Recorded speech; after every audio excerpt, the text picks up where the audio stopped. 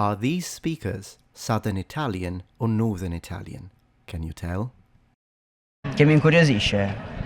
Boh, forse l'antica Grecia, per vedere qualche cosa di, magari che funzionava, in città-stato, qualcosa di così. Col suo lungomare liberato. Siamo contenti di trovare col suo lungomare liberato, però quali sono le problematiche che avete riscontrato? Non è vero niente, perché proprio i milanesi hanno mangiato anche questo cibo. Ho capito, allora lo funziona tutto così là fuori, è sbagliato. Cioè, un po' come io vorrei nascere nel periodo dei dinosauri e fare il T-Rex. Io ho parlato del caso attraverso un sistema di misurazione che viene dato da tutti i partner. Ogni mese vengono con una rosa che può andare dai 3 ai 4 candidati. Adesso siamo venuti, abbiamo visto la pista ciclabile, insomma è una cosa giusta. Adesso un po' di più, perché prima era un casino parcheggiata, tu sai meglio di me. Per tempo libero non abbiamo nessun tipo di problema. Perché i primi loro scendono per mangiare queste cose. Okay, already if you are a little bit of a beginner perhaps when it comes to learning Italian, this might have felt a little overwhelming. I understand that. But the purpose of this video is not necessarily for you to understand everything that these speakers are saying, but first and foremost, just to try and learn to identify some of the characteristics that set aside Northern Italian speakers with the many different accents that exist in the north, and Southern Italian speakers likewise with the many different types of accents they've got in the south. Now, there are several aspects that have to do with accents, and accents are not just how you pronounce single words. There is sentence structure or sentence level patterns and intonations, which are a little advanced, I suppose, for this video, but perhaps something we can talk about soon on the channel. But today we're going to focus on a couple of things. First aspect is the pronunciation of the S in inter-vocalic positioning. So if you have an S and it's in between two vowels, that's going to be a distinctive feature between the north and the south. I'll tell you more about the center in a second. So in northern Italy, one of the characteristics of the S in between two vowels is that it tends to be pronounced like a Z. So they render it as a Z.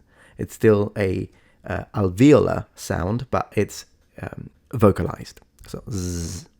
Instead, in the south, it remains as a S. So it's non-vocalized. S. Think about the English word represent and the English word sun.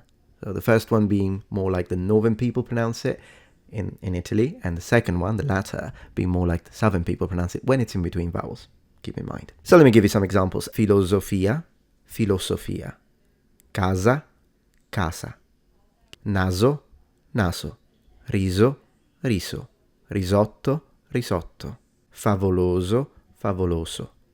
I think you got the gist. So even if you don't understand exactly the words, maybe you only pick up a few words, if you hear a lot of z in between words, probably northern. And if you hear a lot of s in between words, probably southern. Now when it comes to the center, it kind of depends.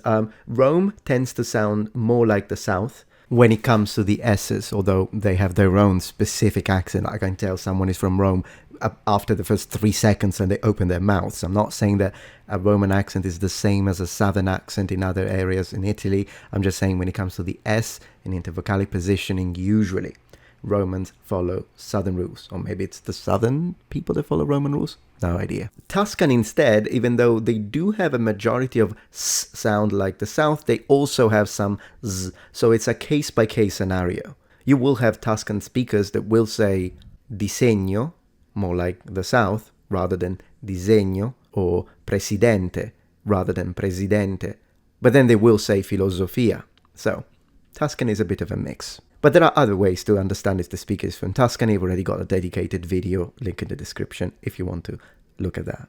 And another aspect of south versus north is the fact that the south tends to strengthen the pronunciation of consonants, particularly in the middle of words, or sometimes after articles. So, for example, the word libero, pronounced libero. It's written with a B, but a lot of southern people pronounce it as if it had two. A northern speaker would just say libero or subito instead of subito. So if you hear a lot of doubles, stronger sounds, or should we say technically longer sounds with a pause, probably southern. So now that you know these, let's try and rewatch those speakers once again and see if you can identify which one is northern, which one is southern. Perhaps write it on a piece of paper if you want to follow along. S for southern, N for northern. You are provided with numbers. I will then give you the solution. Thank you.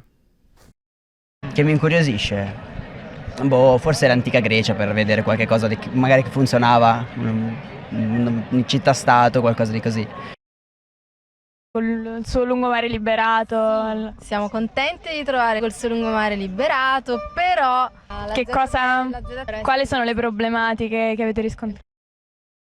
Non è vero niente perché proprio i milanesi hanno mangiato anche questo cibo e via. Ho capito, allora lo funziona tutto così là fuori, è sbagliato. Cioè un po' come io vorrei nascere nel periodo dei dinosauri e fare il T-Rex. Io ho parlato del caso attraverso un sistema di misurazione che viene dato da tutti i partner. Ogni mese vengono con una rosa che può andare dai 3 ai 4 candidati. Adesso siamo venuti, abbiamo visto la pista ciclabile, insomma è una cosa giusta. Adesso un po' di più, perché prima era un casino parcheggiata, tu sai meglio di me. Per tempo libero non abbiamo nessun tipo di problema. Perché i primi loro scendono per mangiare queste cose. Che mi incuriosisce? Forse l'antica Grecia, per vedere qualche cosa magari che funzionava, in città-stato, qualcosa di così. Col suo lungomare liberato. Siamo contenti di trovare col suo lungomare liberato, però... Quali sono le problematiche che avete riscontrato? Non è vero niente perché proprio i milanesi hanno mangiato anche questo cibo e via. Ho capito, allora lo funziona tutto così là fuori, è sbagliato. Cioè un po' come io vorrei nascere nel periodo dei dinosauri e fare il T-Rex. Io ho parlato del caso attraverso un sistema di misurazione che viene dato da tutti i partner. Ogni mese vengono... Adesso siamo venuti, abbiamo visto la pista ciclabile, insomma è una cosa giusta. Adesso un po' di più, perché prima era un casino parcheggiata, tu sai meglio di me. Perché i primi loro... Okay, so how did it go? Well, let me know in the comments, how many did you get right? Did you find it particularly difficult or was it a walk in the park? And as always, thank you for joining Metatron's Academy.